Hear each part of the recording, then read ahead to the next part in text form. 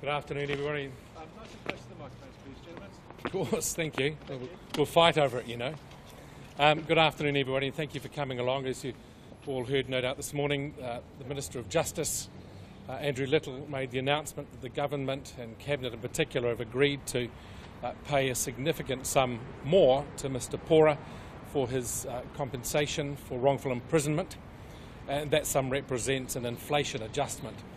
You'll remember historically when the compensation payments were initially announced last year, we had reserved the right to make the claim to the High Court seeking further payment.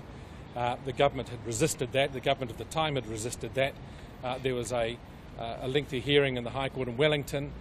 We were successful in the argument, and then following the election, the new government has taken what we think is an incredibly fair, very sensible and very pragmatic approach to agree to make the further payment. You'll know that the sum is $988,000, which is roughly half as much again as Teina had received earlier, and the government has agreed to make a generous payment towards his costs in this regard over the last 16 or so months. We have to say this. I think Tim and I and Ingrid, who can't be with us today, make the point that this is the first occasion in over 8 years that a government and any official has actually agreed to anything we have sought, and we are very grateful for the approach taken by this new government. Are you satisfied with the amount, Jonathan? Yes, we are. We recognise the fact that this is a very significant sum for Mr Pora. We make the point that, however, that he still remains the person in New Zealand who has served the longest time in custody for a wrongful conviction, and nonetheless he remains the least compensated on a per day basis. However, that said, we repeat that we recognise that this is an appropriate sum in today's climate, and Mr Pora himself is very grateful for that. What sort of a precedent does this set for those who are wrongfully convicted? I'm not sure it sets a precedent at all. I mean, it is another case in the list of cases that have been decided and for which compensation has been made, but every case stands on its own facts.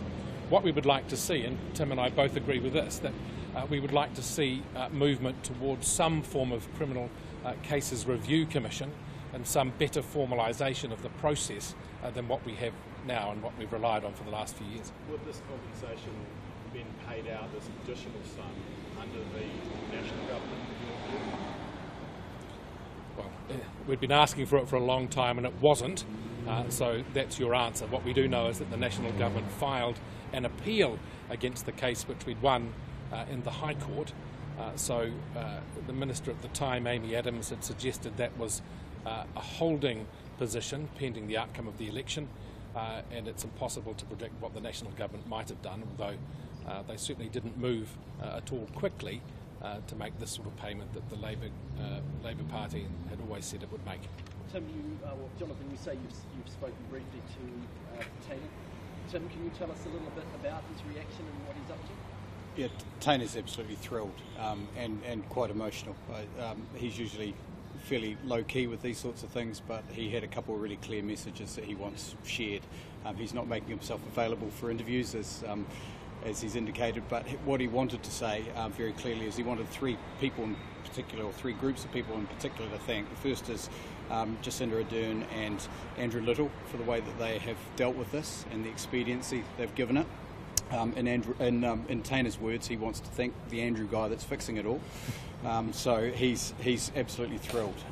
He said to me this morning that he, for the first time, feels happy and free. So those are his words verbatim. He also wanted me to publicly thank his lawyers. So that's Jonathan, Ingrid Squire and Jared McCoy. Particularly over the last 18 months, it's been a difficult case to progress. There are all sorts of legal intricacies involved, and whilst he doesn't understand those in detail, he's incredibly grateful for the support he's had from his legal team. And believe it or not, the last group of people he wanted me to thank today when I spoke to him is the journalists that have taken an interest in his case. He's well aware of the value of that and what it's meant to his case.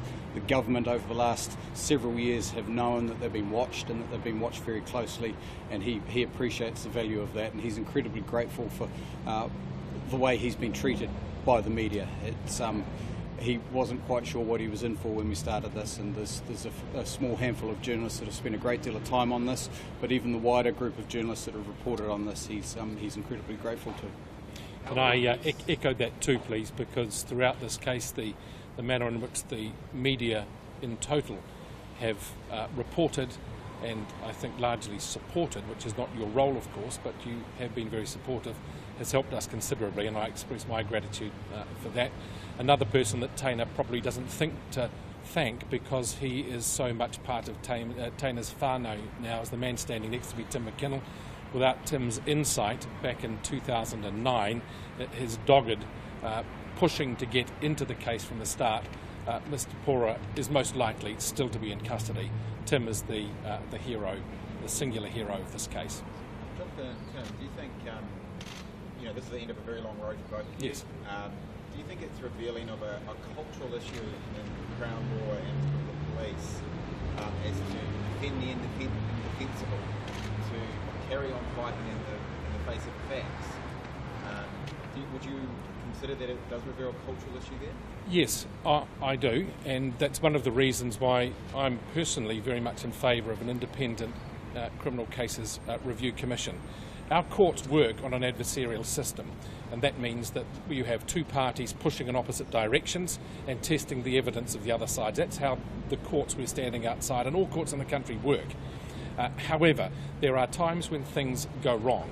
Mr. Pora's case was a case that was wrong from the outset, and at no stage has anybody in any official position until last week, or until this week really, stepped back and said, something's gone wrong there, we should all look together at the corpse of this case and work out what's happened.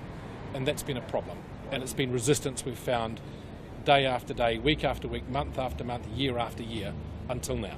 Why do you think that was? I don't know. If I knew why it was, I guess it could be relatively easily fixed.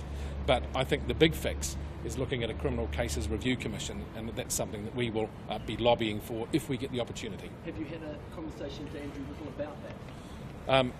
We've had a private conversation about that, yes, but I won't say any more at the moment. Can we just, I know this is somewhat sensitive, but it is a lot of money, and there was a trust set up to help administer the funds paid to Teina. I know what your question is. The funds are being paid to the trust. Yes, and how is that fund going? And can we inquire into anything around that? Are you happy to share anything of that? I don't think we have instructions to share anything around that other than a general comment that it's administered well by the trustees. There are proper investments and in proper income generating assets, and the whole purpose is to create an income which will endure rather than make capital payments which can be lost. And I think that's the very fair approach and the proper way to be dealing with it. Can I also ask that you two have spent a lot of time on this, and have you had a payday out of this? Are you able to get a payday out of this? Do you want a payday? Paul, I can't believe you're asking that question. It's none of your business. I think that if, for a long time we acted pro bono in the early days when probably the hardest work was done. After that there were grants of legal aid and so forth. So yes, we have been paid. More than that, none of your business, Jack. Jonathan, you spoke about the review commission. You're saying you're worried there are more cases like Mr. Porter's out there? There was a report prepared in 2005 which referred to a number of cases. The report prepared by former Justice Thorpe, which referred to, I think, Tim, 20 cases, wasn't it? Approximately 20 where he had concerns. Is this it? Is this the last time we're going to see you guys talking about Teina Pora in public? We hope so. Yeah. Yes. I mean, it's an incredible day for us. It has been a long time coming, but we now draw a line. This is it. This is it for Teina. He gets the magnitude of it for him. It's over now. There is nothing, in terms of his legal case, there is nothing more to fight for. He has achieved everything that can possibly be achieved, and that's why I guess he said he's happy and free. He maintains an active interest in what happens to the unsolved murder of Susan Burdett, and he's most interested in that, but that is as a bystander. Is there any update on the sentence against Vela? You'll have to ask the Crown about that, but because it's not our information to pass on. Tim, how will the additional funds how was he adjusted to life outside, and what will the money actually be used for? Well, at the moment, Teina's in a good frame of mind, but we've said it before, and we're not hiding from it. Over the last 2 to 3 years, Teina's really struggled to survive and get by in the real world. He grew up in prison. He went to prison as a 17-year-old. He was there for 22 years, and he's having to learn how to live as an adult, and it's been very, very difficult for him. So he acknowledged that, when he was first granted compensation, and placed money in trust. That trust, he's not the only beneficiary. There are other beneficiaries, and the money, as Jonathan's pointed out, has been invested in a variety of places. He's had some money to spend, and he's enjoyed that, but he's also learned very quickly that he has a great deal to learn about how to live life as an adult. Just a factor of his disease. Is that amount of money enough for what he's gone through? Does he think, oh, okay, that's fair enough for 20 years behind bars when he shouldn't have been? Is there any amount that could? Well, I don't know. I mean, when we first began to analyse the compensation payments made to others, we thought the range of 6 to 8 million would have been consistent with what others have been paid. Having said that, Teina is more than happy. It is a lot of money. It's more than he will ever need, and he's very grateful. What have you learned personally over these years fighting for justice in this case? I mean, has it taken a toll on you, and what does it taught you about the judiciary and politicians? Well, it's I guess we started. Jonathan's probably the same. This case quite naively. We thought that we would gain cooperation quite quickly. We thought the facts were obvious, and we thought that eventually people would come to their senses. That's not what's happened. What appears to have been the culture and the approach is to resist everything and make us prove it, and knowing full well that we weren't properly resourced.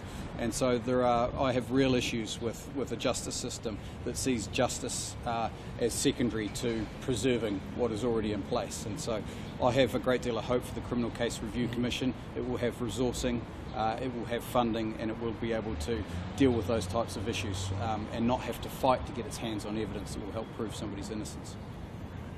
Jonathan, I know we're here because you were in trial here, but how fitting is it that the last chapter, if you like, it's been played out here where 20 years ago? It is. Well, I mean, that's not been lost on us either. I mean, it began 20 years ago. It began before that in this case. I don't think the building looked quite like this then. Ironically, the judge that I'm appearing for before on the trial at the moment is a former Crown Solicitor in Auckland, so there's a synergy in that space as well. I don't think it's any secret that as part of the process we needed to meet with Teina and he needed to sign some documents. The meeting occurred in this courthouse yesterday afternoon, and the observation was made that on this occasion Teina leaves by the front door, not by the tunnel at the back in a van. All right, I think that's probably everything. Unless anybody any more questions, we better get back and. Okay, thanks. Great. Thank you again, everybody. Thanks. We really appreciate your continued interest. Ciao.